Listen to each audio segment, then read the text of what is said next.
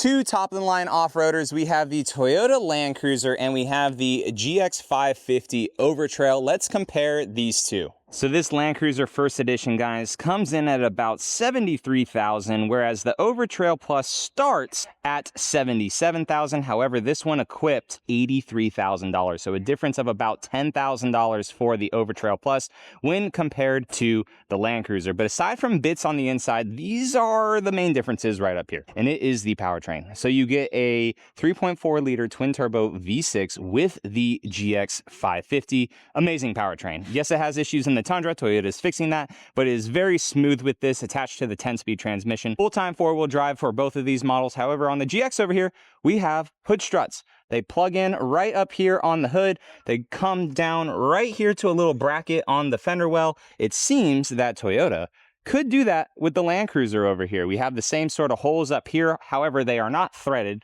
but I was able to lift this up and it seems like we have the same kind of railing right here that we could do some standoff to as well. But the powertrain of the Land Cruiser is the 2.4-liter turbocharged hybrid setup. So it makes almost as much torque as this GX over here. This is at 479. This is at 467, but this torque comes on really low at 1700 RPMs, allowing this car to scoot. However, when both of these twin turbos spool up on this GX, it freaking rips. Much more high-end range on this versus the 4-cylinder over here on the Land Cruiser. A lot better gas mileage on the Land Cruiser, whereas on the GX over here, we're averaging about 17.3 with this, and the Land Cruiser is averaging about 23 miles per gallon. Now, what about looks, guys? Which one do you guys like? So if you look at the side profile, these vehicles are pretty dang close to the same. Both of them have a nice two-tone roof. The GX, though, comes with some 18-inch wheels with some Toyo Open Country tires, whereas the Land Cruiser over here, we do have some 18s, but Toyota decided to go with these Michelin LTX trails. Very nice and quiet on the road, however, not the most off-roady.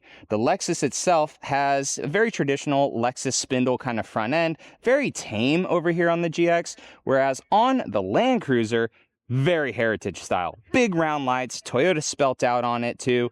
Looks awesome. I have the rigid fog lights that go from white to amber, whereas this GX over here just has normal fog lights. However, we do have a nice little corner light that will shine some light to the left or the right depending on which way you turn. More gloss black on the GX, whereas the Land Cruiser has a lot more plastic, which I'm not the biggest fan of, but hey, it's rugged and, you know, some people say it doesn't scratch. However, when you scratch up plastic, it is scratched forever. Whereas if you have painted stuff like the GX over here, it scratches, but you are able to clean it up. I guess the GX Overtrail does actually have more textured plastic actually throughout it, but the back over here is a nice painted bumper, and this is really where the differences are going to be also in the back. So this front and back are different, but the sides are pretty much the same. The cool thing with the Overtrail is you could save $1,100, get rid of the moonroof up top, whereas over here on the Land Cruiser, First Edition at least, not really sure what Toyota is going to replace this with come next model year, but you're looking at pretty much everything that you get on this. The roof rack, the moonroof, the rock rails, which is an option over there on that. As we come around to the back of this guy, you're going to see a little bit more of a plastic bumper. But let's go ahead and go on into the interior now to show some of the differences. So the Lexus is going to have 10-way power adjustable seats, new Lux, so it's like leather. It's kind of like Toyota soft touch material. Mark Levinson sound system, 21 speakers, soft touch everywhere, automatic steering wheel, paddle shifters, which is pretty rad, massaging seats up in this one, cool box, which is an option, wireless charger, 14-inch screen, little shelf over there for the passenger, no digital mirror on this one. Keep that in mind. Acoustic glass on the front windows, which is really nice. Fully digital screen and also a HUD. The GX Overtrail only comes as bench seats in the back.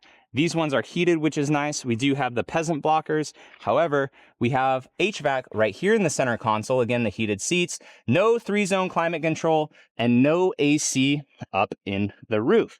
When we come to the very back here, you can open up the hatch with with your hand right there, or you could use your feet, which All right, finally actually worked the first time for me. I've been having issues with this for some reason. But there's no battery packs back here, no third row either in the Overtrail, so we have a pretty nice flat low floor. And then you could see back here how much it raises up. So the load floor is flat, which is nice to just, put stuff in. However, the seats themselves, since they do tumble forward, we got quite a bit of height right there. 400 watt inverter. Little latches right here for some stuff. Cup holders in the back, even though there is no third row seats, and handles up here as well. As we make our way to the Land Cruiser though, guys, FJ inspired mirrors too on both of them, which is pretty rad. Keyless entry as well. However, on the Land Cruiser, it's only the front doors, whereas on the GX, you're able to do it on both doors, which is sweet. Different style interior in here, but all soft touch as well. We do have the memory seats too in this one, which you have to option up to the Overtrail Plus to get. We have JBL sound system, which sounds pretty decent. We actually have leather seats in the Land Cruiser. To me, they are like a cushier material too than the GX over there. Only 8-way adjustable. If you want to do the leg extension, you just have to pull it right here. They are not massaging. However, they are heated and ventilated. We also have the automatic steering wheel, digital dash right here, HUD as well in this one, 12.3-inch screen, but it is a full screen because all of our HVAC controls are actually down here.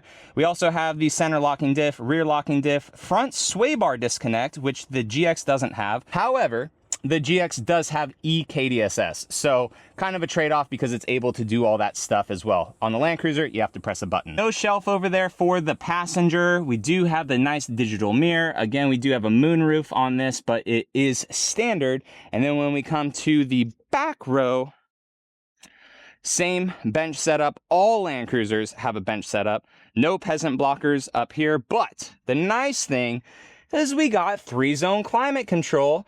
And 2, we actually have vents up in the ceiling in the Land Cruiser, which to me is so much better. Why that $83,000 Lexus does not have that, no idea. But as we come to the cargo area in the back, the Land Cruiser does not have the kick option, just the handle, but we have a battery pack back here which raises the floor up a little bit. But the nice thing is that when you put the seat down, it's only a little bit of a hump, so it's almost a flat floor. It's about a 3.5-inch difference right there.